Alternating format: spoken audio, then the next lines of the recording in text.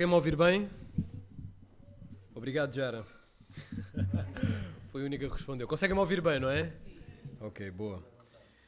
Então vamos dar continuidade ao nosso estudo e só para lembrar mais uma vez, estamos no mês da família e queremos falar acerca da família.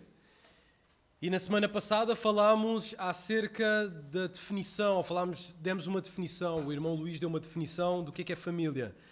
E o nosso texto, ou o nosso livro que nós queremos estudar para falar acerca da família é o livro de Provérbios. Provérbios será o nosso guia. Ora, nós começámos esta sessão de hoje falando de educação, a educação cristã. A educação que nós queremos para a futura geração é uma educação sábia. Uma educação que esteja em contacto com a realidade. E falámos um pouco acerca de o que é educação. Trouxemos uma definição, falámos da educação secular, que é proeminente na educação pública e no sistema educacional. Falámos um pouco do que é o humanismo secular, falámos dos propósitos do sistema educativo e falámos também um pouco sobre qual é que é, em conclusão, quais são as nossas escolhas. Não é? Terminamos com esta frase: na ausência de uma instrução bíblica, os instrutores da formação secular assumem o controle.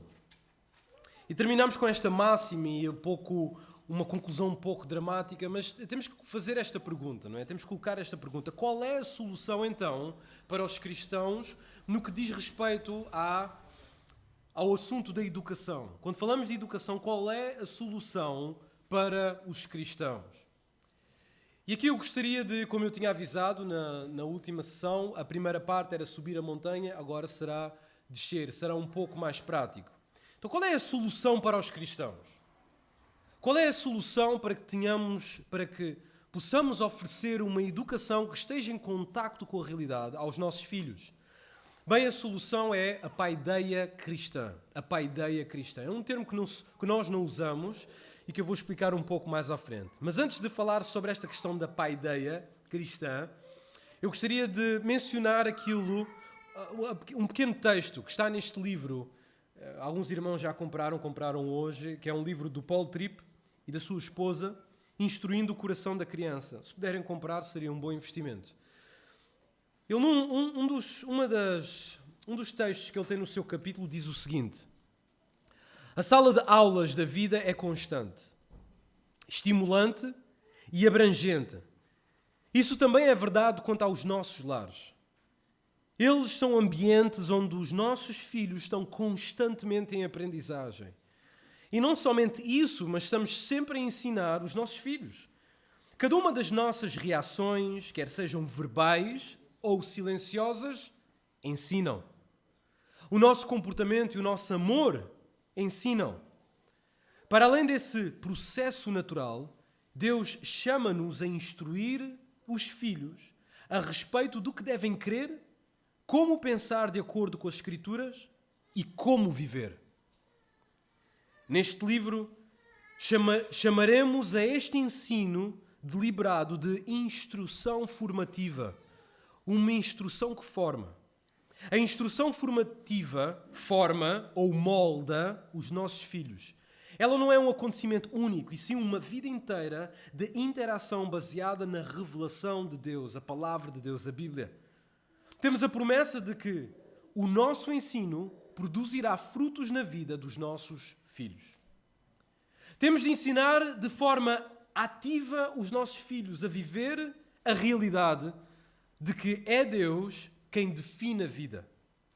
Ele fala-nos e revela-nos a verdade sobre o que é realmente valioso, sobre aquilo pelo qual devemos viver e morrer, sobre o que vale a pena sermos e fazermos e sobre o que dá sentido à vida. Mais do que simplesmente corrigir problemas a curto prazo, nós, pais, precisamos de ter uma visão de instrução formativa que abranja desde a infância até a idade adulta. E esta é a citação do livro. E eu achei esta citação espetacular, não é? Dá-nos a perspectiva que devemos ter para a educação dos nossos filhos, a paideia cristã. Então, o que é paideia? É uma palavra que nós não usamos, não é? é uma palavra no grego, mas o que significa? Esta é uma palavra importante. Irmãos, esta é uma palavra sumamente importante. Como indicou certo autor, paideia é tão importante que já se escreveram volumes acerca dela. Paideia é um termo do grego antigo empregado para sintetizar a noção da educação na sociedade grega clássica. Inicialmente, a palavra, que deriva de paidos, criança, significava simplesmente criação dos meninos. Isso é o que significava paideia. Porém, este termo é mais rico do que nós pensamos, porque refere-se a um processo de educação no qual os estudantes eram submetidos a um programa que procurava atender a todos os aspectos da vida do homem. Da mesma forma, como nós falámos na última sessão, o sistema educativo dos nossos dias quer formar o homem na sua plenitude, quer dar uma educação integral. Bom, Paideia também procurava atender a todos os aspectos da vida do homem. Igualmente, Paideia também tinha o propósito de trazer ao indivíduo uma comunhão com o universo à sua volta.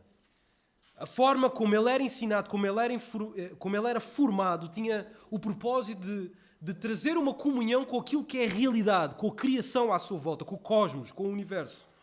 Até os antigos gregos acreditavam que existia a possibilidade, por esta educação, de os cidadãos terem contacto com os deuses. Ora, os irmãos devem estar a perguntar, por que eu estou a falar de paideia? O que é que isto tem a ver com a Bíblia? Os gregos estavam preocupados com este tipo de educação. Os gregos estavam preocupados com a educação que tivesse em harmonia com a realidade. Uma educação que exaltasse a verdade e a realidade. Uma educação que juntasse a criação com as suas leis, que são imutáveis, com o homem. E que o homem tivesse em contacto com a realidade. Mas mais uma vez, Jair, o que é que paideia então tem a ver com a Bíblia? Estás só a falar dos gregos. Bom, paideia é um termo usado pelo apóstolo Paulo. Paideia era a formação de todo o indivíduo, para que ele tivesse em contacto com a realidade, para que ele se tornasse um cidadão da polis, um cidadão da cidade. E Paulo usa este termo em Efésios capítulo 6, versículo 4. E é um texto que todos nós conhecemos. Ora, quando Paulo menciona este termo, ele está a pensar no modelo educativo, pelo menos em termos de princípio, que os gregos tinham. A formação do indivíduo na sua totalidade.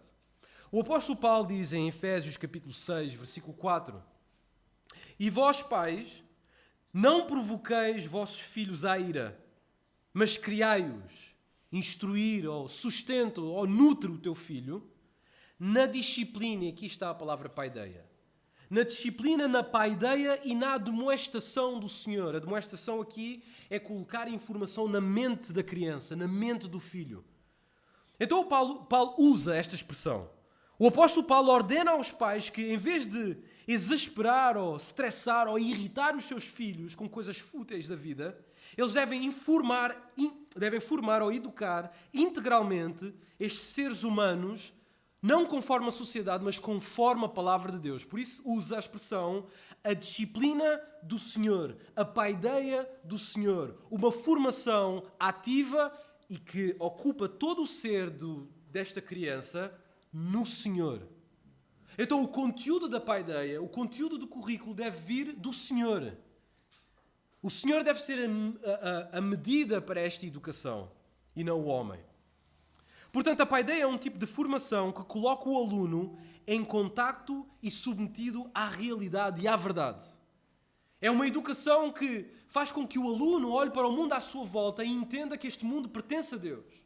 E ao olhar para a criação, ele veja que esta criação só faz sentido com o Deus das Escrituras. Agora, esta é a paideia que é falada no Novo Testamento, no livro de Efésios. Haverá uma paideia no Antigo Testamento? Bom, por isso é que nós estamos a estudar o livro de Provérbios. Provérbios traz esta paideia, traz este formato educativo, este estilo educativo que se preocupa não só com as ações externas, mas com o coração, com a alma do indivíduo. Por isso vamos falar da paideia em Provérbios. A paideia em Provérbios. Agora, Salomão, um dos autores do Provérbios, era um homem famoso e nós conhecemos o rei Salomão. Podemos dizer que Salomão era o Cristiano Ronaldo do aconselhamento. E ele destacou-se dos grandes sábios da sua época. 1 de Reis, capítulo 4, versículo 30 e versículo 31, diz que a sabedoria de Salomão era maior do que todos os do Oriente. E continua, e dizia que Salomão, era mais sábio do que todos os homens. Todos os povos, todas as gentes vinham a ouvir a sabedoria de Salomão. Aí está. O Bill Gates do aconselhamento, Salomão. Ele foi habilidoso na sua época, muito habilidoso, e por essa razão a sua sabedoria era mais procurada do que as próprias riquezas. Este homem era extremamente procurado. Contudo, mesmo escrevendo grande parte do livro de Provérbios, Salomão não criou a literatura sapiencial. O que é a literatura sapiencial? É a literatura de sabedoria. Jó, Provérbios e Eclesiastes são a literatura da sabedoria. Este género literário não foi criado por Salomão. Este género literário já era comum em outras nações. Desde talvez 2045 a.C. já havia este tipo de literatura. E até na cultura judaica já estava presente este espírito de sabedoria. As pessoas realmente gostavam de sabedoria. Gostavam dos velhos ditados. Gostavam dos ditados da avó, dos sábios da rua, que davam aquelas verdades, não é? Por aqueles ditos, aquelas máximas. Havia muitos sábios naquela época, no tempo de Israel, não é? Em 1 de Crônicas, capítulo 27, versículo 32 até ao versículo 33, diz que Jónatas, o tio de Davi, era do conselho e era o homem sábio e era escriba. Então ele era um sábio que era igualmente comum aos sábios daquela época. Não só havia sábios como este homem, como o tio de Davi, Jónatas, também havia vários ditos de sabedoria. Por exemplo, na Bíblia vemos Davi a citar um provérbio, 1 de Samuel, versículo 25 a 13, quando ele está a ser perseguido por Saul, ele diz o seguinte, ele diz este dito: dos perversos procede a perversidade, diz o provérbio dos antigos. Então já este homem, Davi, ele conhecia provérbios. Na educação dele havia esta busca por provérbios, porque os provérbios faziam parte da educação integral do indivíduo. Temos na Bíblia também o enigma de Sansão. Lembra-se do enigma de Sansão? Não vamos ler.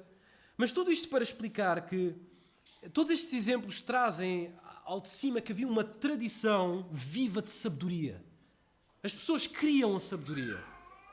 Além do mais, é importante realçar, e eu gostava que os irmãos gravassem isso, que a verdadeira sabedoria, a lei e a profecia caminhavam juntas. Ora, na Bíblia nós vemos estas duas coisas, lei, profecia e a sabedoria. E estas três coisas andavam juntas para quê? Andavam juntas para instruir, desafiar e exortar o povo de Israel. Nós vemos isto claramente em várias passagens da Bíblia. Por exemplo, Provérbios capítulo 29, versículo 18, diz o seguinte. Provérbios 29, 18. Não havendo profecia, o povo se corrompe. Mas o que guarda a lei, esse é feliz. Profecia, lei e sabedoria estão juntos. Contudo, apesar de tudo isto, qual é o propósito do livro de Provérbios? Qual é o objetivo do livro de Provérbios? É claro que o próprio rei Salomão recebe grande parte da sua instrução na sua infância do seu próprio pai. Por exemplo, Provérbios capítulo 4, versículo 3, diz-nos isto. Diz que a educação que ele teve, a instrução, ele a recebeu do seu próprio pai. Não só a instrução para a construção do templo é interessante, 1 de Crônicas capítulo 28, mas também a instrução para governar o povo, não é? Ele recebe de Deus, mas também recebe do seu próprio pai. O seu próprio pai o educa. E logo quando Salomão sobe ao trono, ele reconhece humildemente. Agora estamos a falar de um grande rei de Israel. O rei que trouxe, se calhar, as maiores riquezas e expandiu mais o território de Israel. Salomão. Estamos a falar deste homem que se humilhou diante de Deus e admitiu a sua necessidade de sabedoria para reinar aquele povo. Diz: Deus, eu sou apenas uma criança, eu preciso da sua sabedoria. Ele diz: dá-me, pois, em 2 de Crónicas, capítulo 1, versículo 10. 2 de Crónicas 1, 10. Dá-me, pois, agora sabedoria e conhecimento, para que eu saiba, eu, Salomão, o herdeiro ao trono, saiba conduzir-me à testa deste povo, pois quem poderia julgar a este grande povo? Se Salomão, com o seu currículo, ele necessitou de sabedoria de Deus, quanto mais nós. Precisamos de clamar como Salomão humildemente e dizer: Deus, eu preciso de humildade, eu preciso de sabedoria para educar os meus filhos. Eu preciso de sabedoria para ser educado. Eu preciso de sabedoria para liderar a minha casa. Então Salomão pede sabedoria. E ele pede sabedoria para liderar um povo que deveria ser um povo também sábio. Porquê que o povo de Israel deveria ser uma nação sábia? Porque quando eles receberam a lei do Senhor, e existe algo que principalmente Moisés diz ao povo: quando vocês obedecerem a esta lei, as nações olharão para vocês e dirão: vejam que povo sábio é esse, com esta lei. Então, Salomão está a liderar um povo que é sábio e ele pede esta sabedoria. Além disto, Provérbios pressupõe alguns factos importantes. Provérbios pressupõe alguns factos que precisam de ser considerados. O primeiro é a realidade e a influência do pecado. Esta realidade e a influência do pecado é necessária para entender o livro de Provérbios e para entender o mundo em que nós vivemos.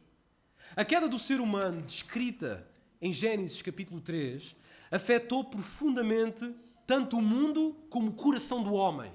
A capacidade do homem de conhecer e de interpretar o mundo à sua volta foi afetada pelo pecado. É limitada. Em Gênesis capítulo 3, o profundo desejo do homem era experimentar a sabedoria, mas era uma sabedoria não com Deus. Era uma sabedoria sem Deus. Certo comentarista coloca as coisas desta forma. Ele diz o seguinte: a queda do homem era a escolha daquilo que mostrou boa probabilidade de dar conhecimento. Quando a Eva olhou para aquele fruto e disse: isto é fruto bom para dar conhecimento. Mas o homem desrespeitou o primeiro princípio da sabedoria. E o primeiro princípio da sabedoria é o quê? O temor do Senhor. O temor do Senhor é a fonte de todo o conhecimento. E o homem quis o conhecimento sem o temor do Senhor. Então, para entendermos o livro de Provérbios no seu contexto mais amplo, temos que aceitar, e quando educamos os nossos filhos, temos que aceitar que nós somos influenciados pelo pecado. Somos limitados pelo pecado. O nosso conhecimento e a nossa habilidade para aprender é afetada com o pecado. Por isso é que às vezes educar é tão difícil, não é? Tanto para quem educa como para quem recebe a educação. Segunda coisa, Provérbios firma-se na lei mosaica. Provérbios não é uma série de ditos que Salomão inventou. Ele está a trabalhar dentro de uma linha de pensamento.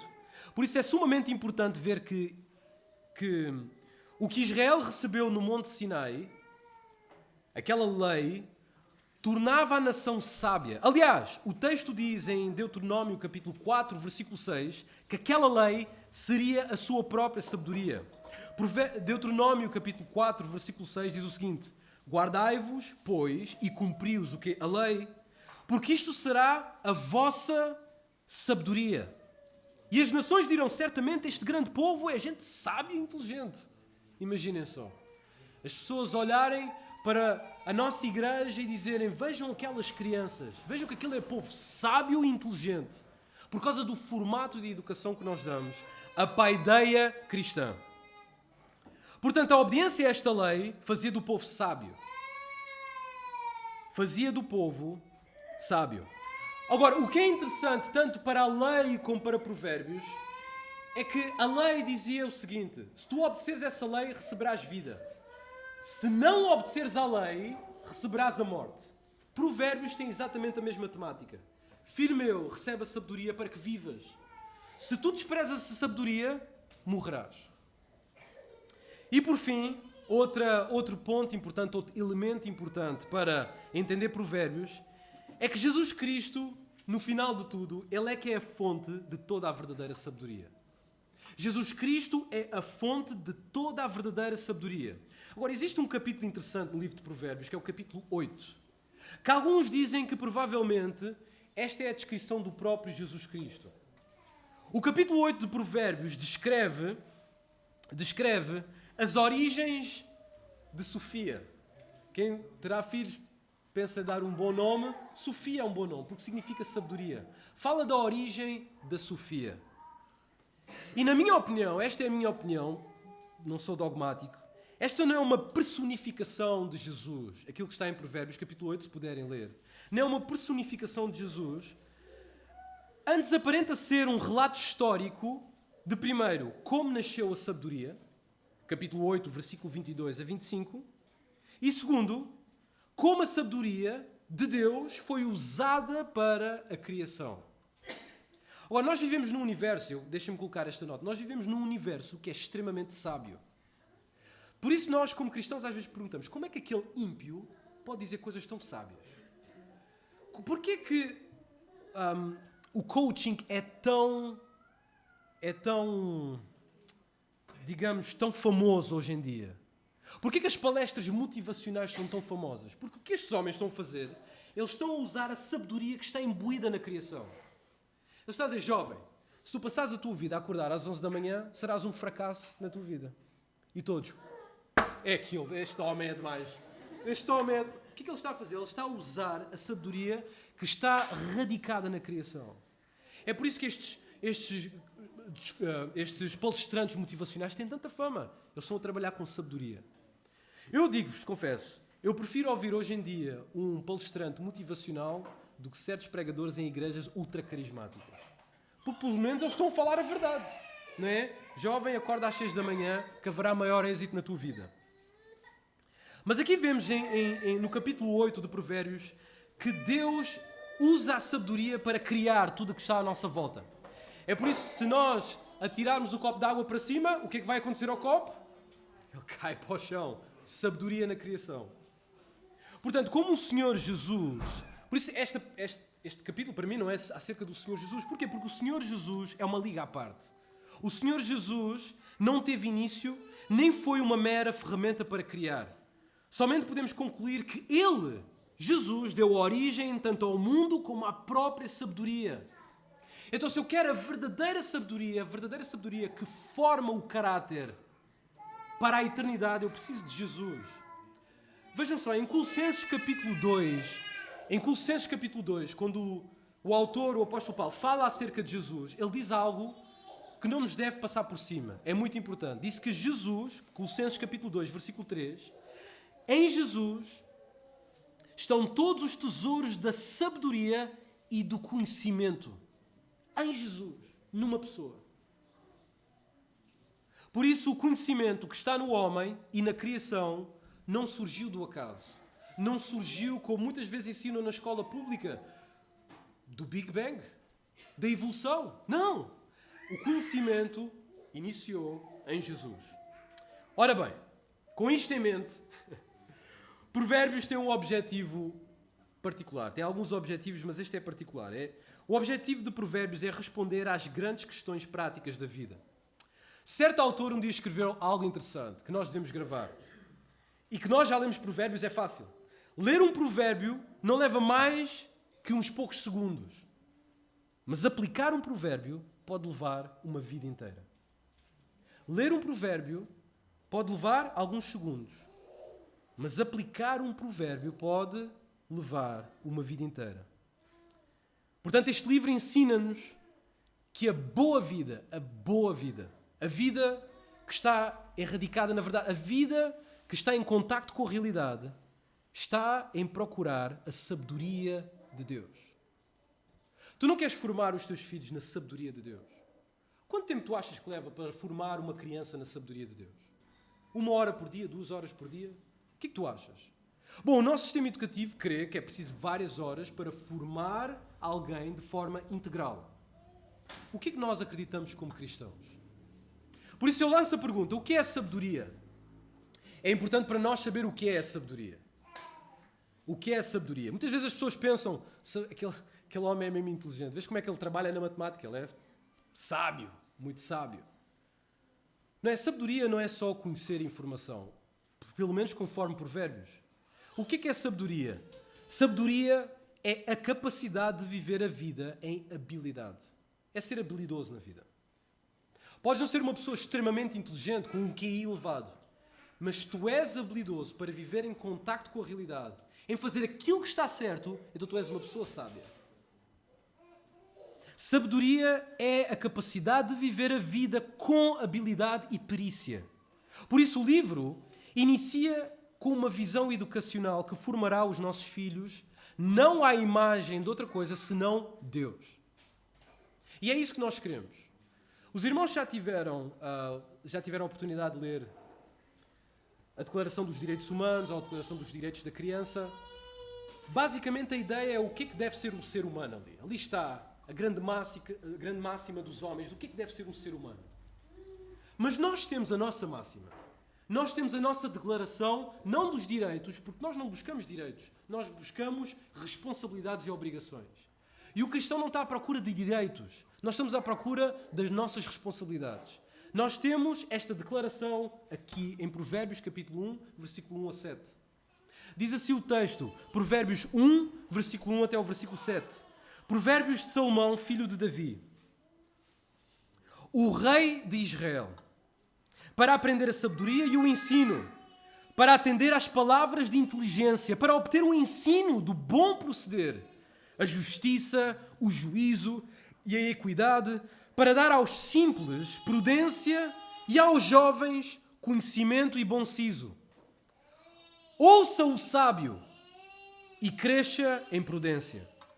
E o instruído adquira habilidade para entender provérbios e parábolas, as palavras e enigmas dos sábios. O temor do Senhor é o princípio do saber, mas os loucos desprezam a sabedoria e o ensino. Basicamente, o que Salomão nos quer dizer é o seguinte: sê habilidoso na tua vida. Está em contacto com a realidade. Aquele homem que é sábio é o homem que faz aquilo que está certo. E aquilo que está certo é andar na sabedoria de Deus. Aquilo que está certo é ouvir a palavra de Deus e colocar em prática. Ser habilidoso a fazer aquilo que é certo. Nós somos habilidosos, sim, em saber aquilo que é certo, mas carecemos de habilidade para fazer aquilo que é certo. E a nossa geração irá perpetuar esta falsa educação de saber o que é certo, mas sem nenhuma responsabilidade de fazer o que é certo. Não ensinemos à nossa futura geração a buscar os seus direitos, mas a buscar as suas obrigações. E a obrigação da futura geração é obedecer àquele que criou a educação. É ou não é? Se Deus criou a educação, não nos resta outra alternativa. Ou é o homem, ou é Deus. Ou é o sistema deste mundo, ou é o sistema de Deus. Ou é o credo dos apóstolos, ou é o credo dos homens. Não temos outra escolha, senão esta. Então nós vivemos num mundo que é criado com sabedoria, não é? Por isso nós temos velhos ditados, não é? Mais vale um pássaro da mão do que dois a voar. Quem te avisa, eu ouvi esta tantas vezes da minha mãe, quem te avisa teu amigo é. Não está na Bíblia, mas parece bíblico. Porquê? Porque está a trabalhar com aquilo que é real, com a sabedoria que Deus injetou neste universo. Então eu gostaria, neste último tempo, de dar alguns fundamentos para uma educação sábia. Tu que estás a educar filhos, alguém em casa menor, e que tu estás um pouco preocupado com a nova cultura e com aquilo que tem sido ensinado e como os jovens têm sido formados. Porquê que os meus filhos não tomam decisões sábias? Ou porquê que os meus filhos amam aquilo que não devia ser amado? Porquê que eles gostam daquilo que é feio em vez de gostar daquilo que é bonito? Porquê que eles não assumem a sua responsabilidade como cidadãos deste universo? Porquê que o meu filho não trabalha? Então, a Bíblia dá-nos fundamentos para uma educação sábia. Então eu poderia dar vários, eu tive que selecionar alguns, o livro de Provérbios é grande. Então eu tenho 9 fundamentos, alguns pensavam que era 3, não é? Não, é este mais uns dedos. O primeiro fundamento, para uma educação sábia, uma educação que está em contacto com a realidade. A educação cristã começa com a reverência ao único Deus verdadeiro. Provérbios capítulo 1, versículo 7 diz o seguinte: o temor do Senhor é o princípio do saber. O temor do Senhor é a escola primária do saber. Mas os loucos, o que é que eles fazem? Os loucos desprezam a sabedoria e o ensino. Nunca pensaram porque que a nossa sociedade quer redefinir o que é a realidade? Porquê que nós queremos redefinir o que é um homem e o que é uma mulher? Porquê que nós queremos redefinir aquilo que é certo e aquilo que é errado? Porque nós vivemos numa sociedade em que o temor do Senhor foi descartado. Então temos que criar um outro universo, uma outra realidade, uma outra norma. Temos que redefinir tudo. Porque o temor do Senhor foi largado para o lixo. Então o Provérbios diz que aqueles que desprezam a sabedoria e o ensino são loucos. Porque a verdadeira sabedoria está em contacto com a realidade. A sabedoria de Deus está em contacto com a sabedoria que está no mundo. Portanto, a educação não começa, conforme este texto, que diz que o princípio do saber é o temor do Senhor. Vemos que a educação não começa com o filho, mas começa com Deus. O propósito da educação não é o teu rebento que está em casa. O propósito, o princípio da educação é Deus. Logo, temos de ensinar aos nossos filhos que o bom cidadão é mais do que obedecer às leis ou às declarações humanas, ou fazer aquilo que é certo, ou cumprir o código da estrada. É mais do que isso. Ser um bom cidadão é temer a Deus. Ser um bom cidadão é temer a Deus. A verdadeira formação para a cidadania está no temor do Senhor, que é o princípio da sabedoria. Portanto, concluo este ponto por dizer o seguinte: o currículo que permitimos sobre os nossos filhos define o Deus que tememos.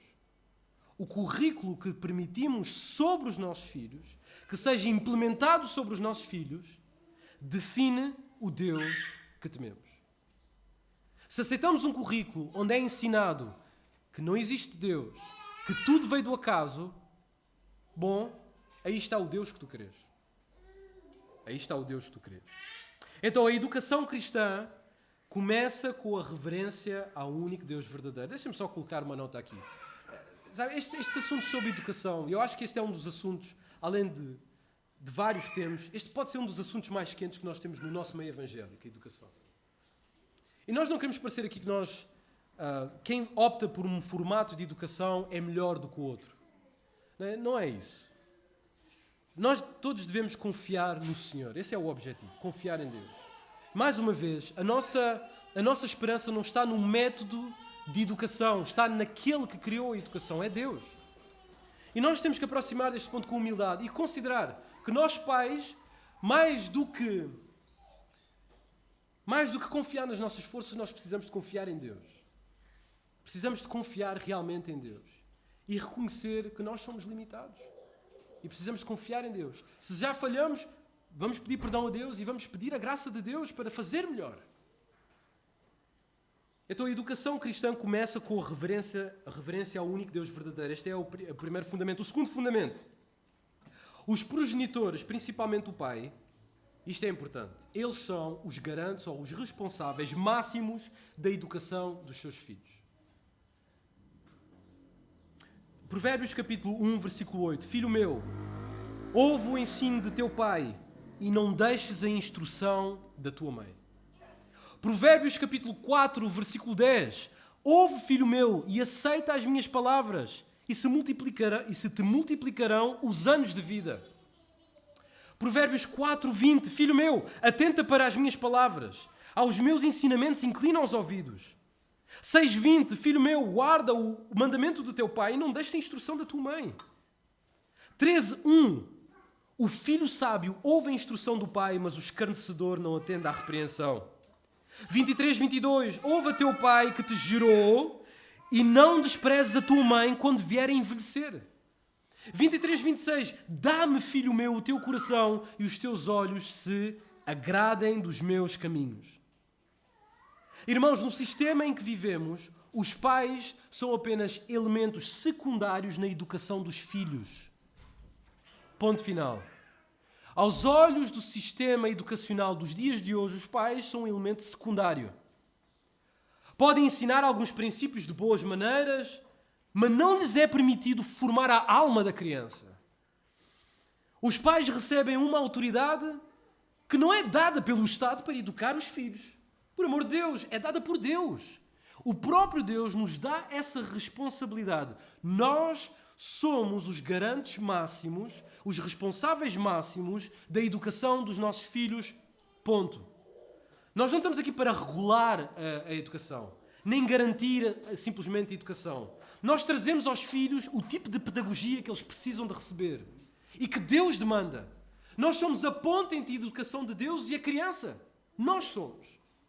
Portanto, enquanto a escola secular é mediadora do Estado para educar, o pai cristão é um mediador de Deus para educar. E agora eu uso pai propositadamente. Porque nós como pais, homens, temos que ir às reuniões de pais para saber dos filhos. Simplesmente não podemos mandar lá as nossas mulheres. E os pais que fazem homeschool têm que se responsabilizar pelo currículo. Eles têm que ver o currículo, examinar o currículo, porque é uma carga muito pesada para as mulheres. Não que elas não tenham capacidade para o fazer, mas é muito pesado. Nós temos que regular isto. Cabe a nós. Porque cabe a nós dizer aos filhos que eles têm que ouvir os pais. E só nós podemos fazer isso. Terceiro fundamento para uma educação sábia. A educação sábia pressupõe a existência de Deus como central para todas as matérias. A educação sábia pressupõe a existência de Deus como central para todas as matérias. Provérbios 2:6. Porque o Senhor dá a sabedoria. Eu acho que estou a irritar as crianças. Eu acho que eu próprio estou a irritar as crianças. Não irriteis os vossos filhos. Então, Provérbios 2:6. Porque o Senhor dá a sabedoria e da sua boca vem a inteligência e o entendimento. Provérbios 3:5-6. Confia no Senhor de todo o teu coração e não te estribes no teu próprio entendimento. Reconhece-o em todos os caminhos e Ele endireitará as tuas veredas. Provérbios, no mesmo capítulo 3, versículo 18-21. É a árvore da vida para os que alcançam, e felizes são todos os que a retêm. O Senhor com sabedoria fundou a terra, com inteligência estabeleceu os céus. Pelo seu conhecimento os abismos se rompem e as nuvens destilam orvalho. Filho meu, não se apartem estas coisas dos teus olhos. Guarda a verdadeira sabedoria e o bom siso. Vem aqui, como é que o autor de Provérbios diz: a sabedoria vem do Senhor. Aquilo que é entendimento, aquilo que é inteligência, vem do Senhor. Usa expressões como, em todas as matérias, em tudo aquilo que estudares, em todas as disciplinas da vida, reconhece o Senhor. Quando abris o livro de matemática, lembra-te do Senhor. Lembra-te que aquela matemática só faz sentido se houver um Deus. Aquilo tem que dar um resultado que faça sentido, não só na teórica, como também na prática. E é Deus que criou. E aquilo existe para dar glória a Deus. As leis da lógica, a ciência, a natureza, a geografia, a história, todas estas matérias têm que ser estudadas reconhecendo Deus. Aliás, o autor de Provérbios usa expressões interessantes para ensinar ao seu filho. No texto que lemos, ele diz que a sabedoria é como árvore da vida. Onde é que ele foi tirar isto? De Gênesis. Árvore da vida. Então ele está a trabalhar, eu vou educar este miúdo que está aqui em casa, vou-lhe ensinar sabedoria. O que é que eu uso? Bom, eu vou usar o livro de matemática, mas do outro lado eu vou usar a Bíblia também. Então a pedagogia secular, a pedagogia dos nossos dias, do nosso século, quer, colocando assim bem claro, quer erradicar Deus do currículo. Quer erradicar Deus do currículo. Porém, para oferecer uma educação cristã aos nossos filhos, eles têm de pressupor que o mundo à nossa volta só faz sentido com Deus. Têm de estudar matemática, ciência, história, como eu já disse, com a Bíblia ao lado. A história universal, tudo o que contém, pertence a Deus, existe por Ele, permanece por meio dEle e encontra significado nele. E no final, tudo existe para dar glória a Deus. Por isso, ouçam com atenção, irmãos, por isso, Se assim não o fizermos, se não dermos esta educação cristã com este princípio, se assim não o fizermos com este princípio, se assim não o fizermos, estaremos a dizer aos nossos filhos o seguinte, ouçam. Estaremos a dizer aos nossos filhos o seguinte, que Deus só governa e habita dentro das 4 paredes da igreja. E Ele é desnecessário fora dela. E por isso podem ter 2 vidas, uma religiosa e outra secular. E eu acho que, particularmente, eu creio que esta é a máxima dos nossos dias. Que existem 2 tipos de vida, a religiosa e a secular. E a secular roubou-nos aquilo que Deus nos deu, que é a educação, e disse, no que diz respeito às regras do secularismo, nós educamos. Vocês podem dar a religião. Não. Porque na nossa cosmovisão está tudo incluído. Está tudo incluído. 4º fundamento. Os pais têm de ser depósitos de conhecimento para os seus filhos. Os pais têm de ser depósitos de conhecimento para os seus filhos. Provérbios 18:15. O coração do sábio adquire o conhecimento e o ouvido dos sábios procura o saber. Os pais têm que ser assim. Procurar constantemente o saber. Porque se somos sábios, nós queremos o conhecimento. Provérbios 4:1-7 e 10:11. É uma leitura um pouco extensa, mas vamos ler rápido, está bem? Provérbios 4 diz: Ouvi, filhos, a instrução do pai, e estai atentos para conheceres o entendimento, porque vos dou boa doutrina. Não deixeis o meu ensino, reparem nestas expressões, boa doutrina, não deixeis o meu ensino.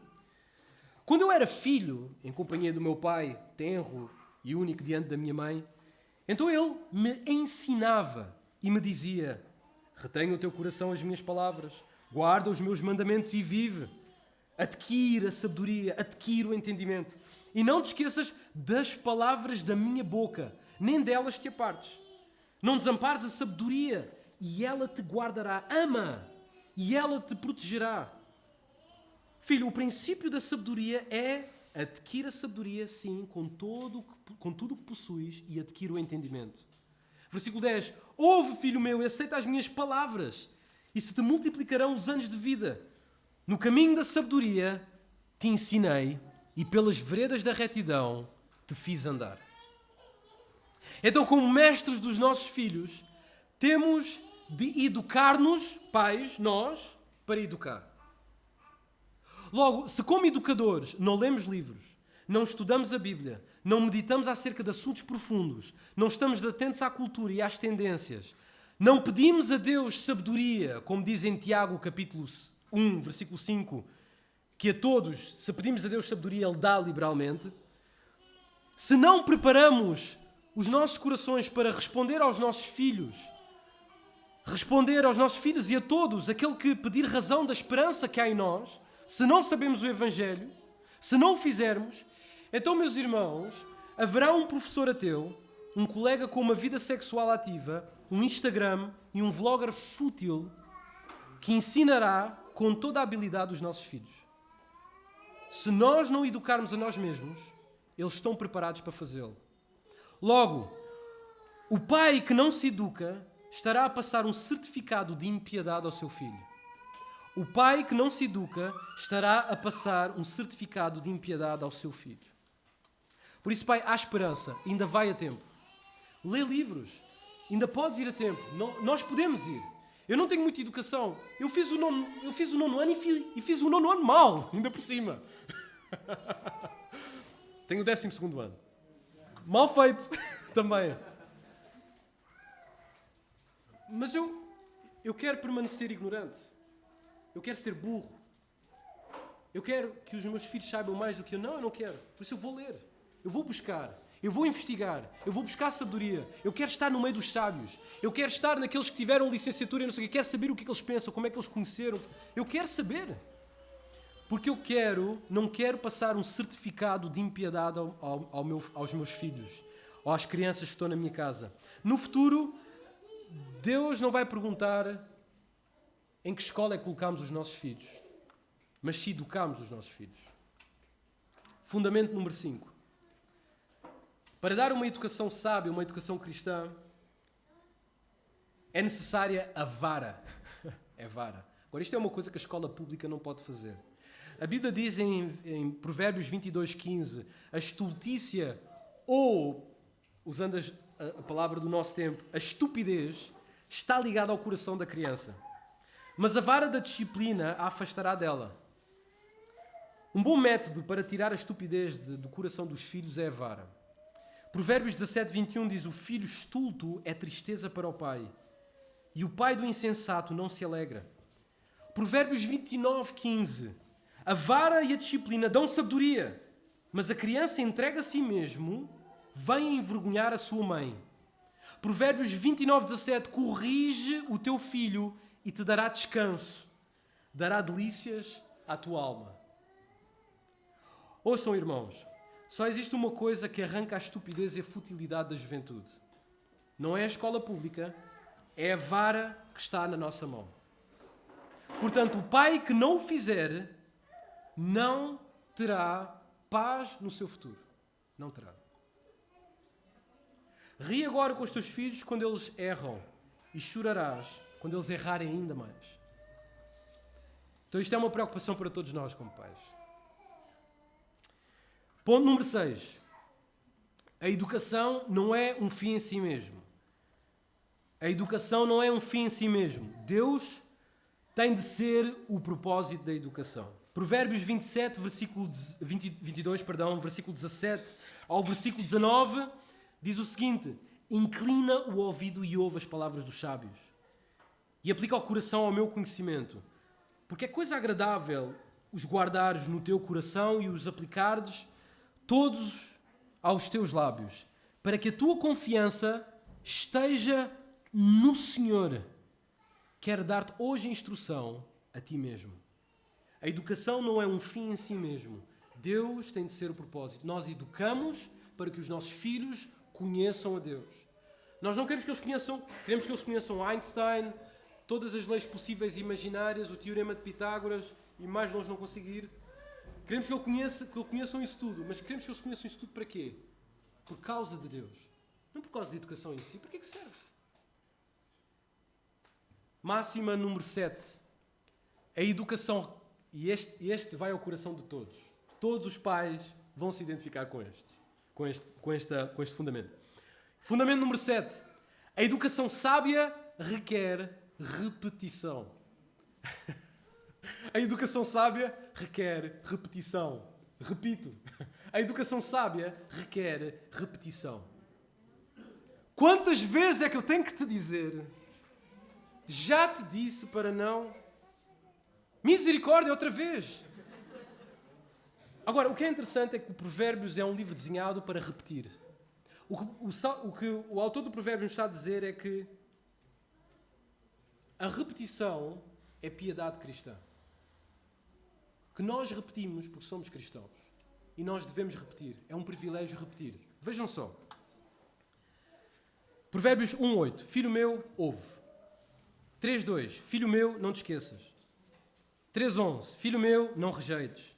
3:21. Filho meu, não se apartem estas coisas dos teus olhos. Já estão a imaginar isto em casa. Filho meu, já disse, por favor, não te esqueças. Ouve. 4:1. Ouvi, filhos. 4:20. Filho meu, atenta para as minhas palavras. 6:20. Filho meu, guarda o meu mandamento. 23:19. Ouve tu, filho meu. 23:22. Ouve a teu pai. Repetição, repetição, repetição. Repetição faz parte da nossa pedagogia cristã. Se deixarmos de repetir, estamos a passar um certificado de impiedade para os nossos filhos. Temos que repetir. Temos que repetir. Eu já não disse para fazeres a cama. Há 3 anos estou-te a dizer a mesma coisa. Todos os dias a mesma coisa. De manhã é sempre a mesma história. Pai, repete. Repete. Faz parte do processo educativo. Provérbios tem um desenho educativo que inclui a disciplina da repetição. Não repetiram contigo também? A mim repetiram. Repetiram muitas vezes. Ponto número 8. Fundamento 8. Uma educação cristã procura rodear o aluno de colegas e de mestres sábios. Uma educação cristã procura rodear o aluno de colegas e mestres sábios. Provérbios 5, versículo 12 até o versículo 13. E digas, falando daquele que desprezou a sabedoria, como aborreci o ensino. E desprezou o meu coração a disciplina. e não escutei a voz dos que me ensinavam, nem a meus mestres inclinei os ouvidos. Provérbios 13, 20. Quem anda com os sábios será sábio, mas o companheiro dos insensatos se tornará mau. O ambiente do sistema de ensino público promove mais insensatez do que sabedoria. O autor de Provérbios descreve que a comunidade dos dias de hoje é como aqueles que, Provérbios 2, 13 a 15, que deixam as veredas da retidão para andarem pelos caminhos das trevas. Eu há há 2 anos, quando fui escrever a minha... Na altura tínhamos que inscrever os... Bom, na altura e hoje também. Para fazer o ensino doméstico, temos que inscrever os nossos filhos numa escola pública da zona. E quando eu entrei... Esta foi uma escola que eu estudei, a escola número 1 aqui do Laranjeiro. E quando eu entrei, literalmente aquilo parecia uma discoteca. A música estava alta. Os miúdos estavam numa festa, luzes por todo o lado, cores. Eu pensei, ou seja, não tenho problema com luzes, não é? Eu próprio preciso de luzes. Mas achei a música alta, uma confusão. Sem contar com as vestimentas e com as conversas que eles tinham lá. Então aquilo é um ambiente que promove as trevas. E o autor de Provérbios diz que esta geração, eles se alegram em fazer o mal. Folgam com a perversidade dos maus. Os bons são os maus. E seguem veredas tortuosas e desviam-se nos seus caminhos. Por isso, os pais que pensam que os seus filhos têm a capacidade para sozinhos subverter essa cultura na escola pública, então é melhor que os enviem antes para a Igreja dos Mórmons para ganhar esta instituição com o Evangelho do Senhor Jesus Cristo. Provavelmente será mais fácil. Porque nós não fazemos. Ou seja, nós não enviamos os nossos filhos para serem luz no salão do reino, nem na Igreja dos Mórmons. A pergunta é, e vocês como pais façam aquilo que vocês quiserem, mas porquê que enviamos os nossos filhos para a escola pública sabendo que isto é uma nova religião? Não é? Se é para ser coerente, temos que ser coerentes até ao fim das consequências, digamos assim. Então, tu não tens que mudar por aquilo que eu estou a dizer, mas pelo menos pensa nisso, que considera, tem que haver uma visão cristã para a educação para nós. E último ponto, a verdadeira educação cristã, mais do que ações, isto é importante, quer formar o coração dos filhos. O sistema público faz isso, nós devemos fazer também. Provérbios, capítulo 23, 26. Dá-me, filho meu, o teu coração, e os teus olhos se agradem dos meus caminhos. Então qual é que é o trabalho de casa depois deste estudo? Chega ao pé do teu filho e pede-lhe o coração. Diz, filho, dá-me o teu coração. Não dês o teu coração a outros, não dês o teu coração ao sistema público, ao sistema secular, não dês o teu coração a outros deuses. Dá-me o teu coração, dá-me a mim, e eu cuidarei do teu coração. Se fizermos esta promessa, há coisas como cristãos nós não podemos engolir, porque estão a mexer com o coração da nossa futura geração. Senhor Deus, obrigado pela tua palavra e ajuda-nos a ter uma educação que esteja em contacto com a realidade, uma educação, Senhor, que saia da tua revelação. Senhor, nós chegamos como pecadores, nós como pais falhamos tantas vezes. Senhor, a tua lei está acima de nós, Senhor, nós queremos cumprir tudo aquilo que nos dizes, mas muitas vezes erramos e pedimos perdão por isso. Mas te pedimos, Pai, para que nos dês a graça e a força para fazer aquilo que é certo. E, Senhor, ajuda-nos a hoje pedir o coração dos nossos filhos e a guardar o coração dos nossos filhos até chegar o tempo deles saírem de casa. Em nome de Jesus, amém. Irmãos, tenham uma semana abençoada e que Deus vos guarde. Terminamos o nosso culto.